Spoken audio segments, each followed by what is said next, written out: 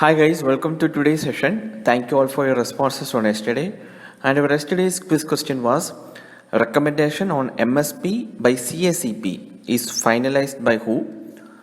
And it is Cabinet Committee on Economic Affairs, CCEA of the Union Government, takes a final decision on the level of MSPs and other recommendations made by CACP.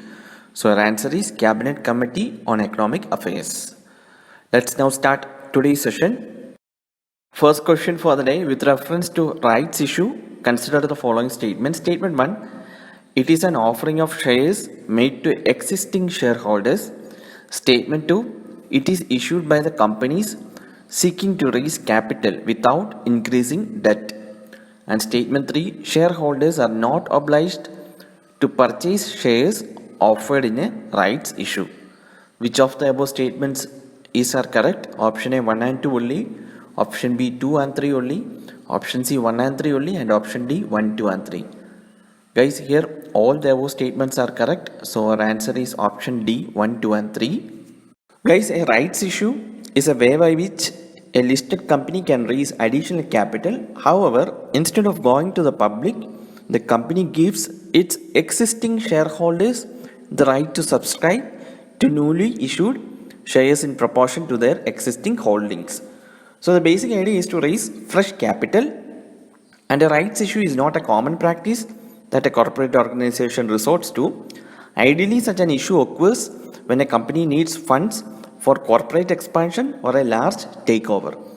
And a company would offer a rights issue in order to raise capital, which can be used to clear its debt obligations, acquire assets, or facilitate expansion without having to take out a loan from a bank. So it is a more efficient mechanism of raising capital. Under it, there is no requirement of shareholders meeting needed, and approval from the board of directors is sufficient and adequate. Therefore, the turnaround time for raising this capital is short and is much suited for current situation, the situation of COVID-19 we are talking about. And the disadvantage is raising funds through the right issue might create pressure on the company because value of each share may get diluted. So that is the disadvantage of issuing rights. And it was recently in news related with this COVID-19 situations in the country. That's it. Moving to the second question.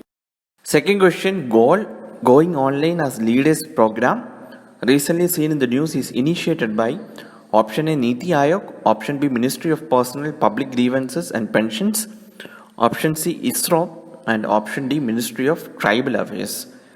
Guys, the correct answer here is it is an initiative of Ministry of Tribal Affairs, option D. Guys, this is actually a joint initiative of Facebook and Ministry of Tribal Affairs, and this program is designed to provide mentorship to tribal youth through digital mode. And the program will focus on three core areas: digital literacy, life skills, and leadership and entrepreneurship. That are the three core focus areas, and this program intends to upskill and empower 5,000 tribal youths in the current phase to harness the full potential of digital platforms and tools to learn new ways of doing business and to explore and connect with domestic and international markets. That is the aim of this goal program. Moving to the last question for the day.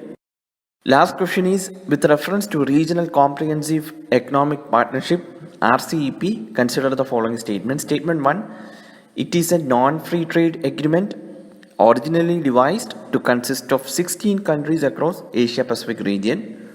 And statement 2, if India joins RCEP, it will result in a steep appreciation of rupee. Which of the above statements are correct? Option A 1 only, option B 2 only, option C both 1 and 2, and option D neither 1 nor 2. So guys, the statement 1 here is wrong. It is a free trade agreement, not a non-free trade agreement. And statement 2 is a wrong statement. There is no assurance that joining RCEP will result in steep appreciation of rupee. That is also wrong. So our answer comes option D, neither 1 nor 2. So guys, RCEP is a mega regional economic agreement being negotiated since 2012 between ASEAN and Free Trade Agreement member partners.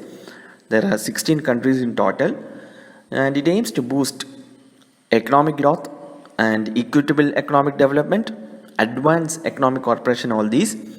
And it also aims to cover trade in goods and services, investment, economic and technical cooperation, and intellectual property and dispute resolution. These are the focus areas. And India has dropped out of RCEP in November 2019 in ASEAN Plus 3 summit, and there are many reasons behind that. India risks being cut out of rule-making process for the RCEP, and India fears that it gives China further space in regional trade and security architecture. And another reason is our widening trade deficit. Our trade deficit with ASEAN, Korea, and Japan has widened post free trade agreement. So this is also a free FTA. So this will further widen our trade deficit. And the tariff elimination due to RCEP could worsen the trade deficit.